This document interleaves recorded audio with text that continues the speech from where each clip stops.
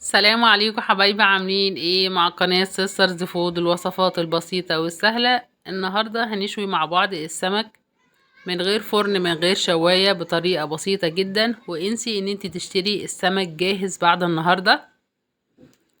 هنجيب السمك بتاعنا، اي نوع سمك انت حابة تشويه. بعد ما بننضفه بنغسله غسلة كويسة، بنبدأ نملحه تمليحة خفيفة من بره قبل ما نحشيه.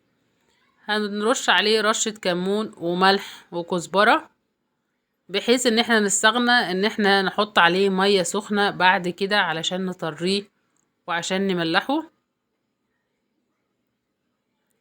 هنبدأ نرش عليه من الجنبين علشان نديه تمليحة خفيفة. بعد كده بنكون مجهزين الحشوة بتاعتنا، هي عبارة عن فلفل مفروم سواء حامي او بارد، فلفل احمر مع توم وخضرة وملح وكمون وكزبرة. انا دقيت الملح مع الكمون والخضرة والثوم. طبعا الشطة الحمراء اختياري، سواء انتوا حابينها حامية او باردة. هنبدأ نحشي السمك بتاعنا بالتتبيلة بتاعتنا او بالحشوة بتاعتنا. بنكتر بقى الحشوة بتاعتنا علشان تديه طعم جميل، بتديه نكهة حلوة جدا. هنجيب بقى حتة شياطة بتاعتنا، بتشتريها من عند بتاع الفران او بتاع الراجل اللي بيصلح الغسالات. بتجيبي حتة بنفس الحجم كده وبتبدأي تستخدميها تشوي عليها اي حاجة، سواء سمك او بدنجان او اي حاجة انت عايزة تشويها في المطبخ. بنحطها ونسخنها تسخينة كويسة عشان السمك ما يلزقش مننا، والنار ما تبقاش واطية قوي علشان السمك ما ينشفش، تبقى النار متوسطة. بس اهم حاجة نسخن الشياطة الاول او حتة الصاجة قبل ما نحط عليها السمك.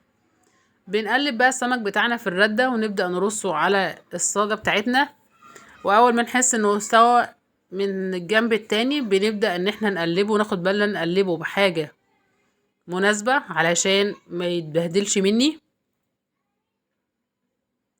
هو كده استوى من الجنب دوت، هقلبه على الجنب التاني علشان اسيبه يستوي. لو انتوا حابين ان انتوا تطلعوه في الصينية وتغطوا عليه 10 دقايق بحيث ان هو يضطر شوية، ماشي، او تلفوه في ورق فويل، او ممكن تقدميه كده على طول عادي. هو كده كده انت زي ما احنا قلنا منبقاش مهدين النار جامد علشان ما ينشفش مننا. السمك المشوي طبعا احنا عارفين ان هو بقى طري مستوي، مبقاش ناشف زي السمك المقلي. هو كده يعتبر استوى معاه من الجنبين زي ما احنا شفنا اهوت. ما بنقلبهوش خالص غير لما نحس ان هو استوى، علشان كتر التقليب قبل ما يستوي بيتبهدل مني. ابدا بقى اقدمه. انا جبت الطبق بتاعي، حطعت فيه خضار زي ما احنا شايفين، ليمون، بصل، خضره. لو حابين انتوا تعملوا كده ماشي، مش حابين براحتكم. اتمنى ان الفكره تعجبكم، واتمنى ان انا اكون افدتكم. وان شاء الله مكملين مع بعض في وصفات بسيطه وسهله، وعلى خير في وصفه جديده، والسلام عليكم.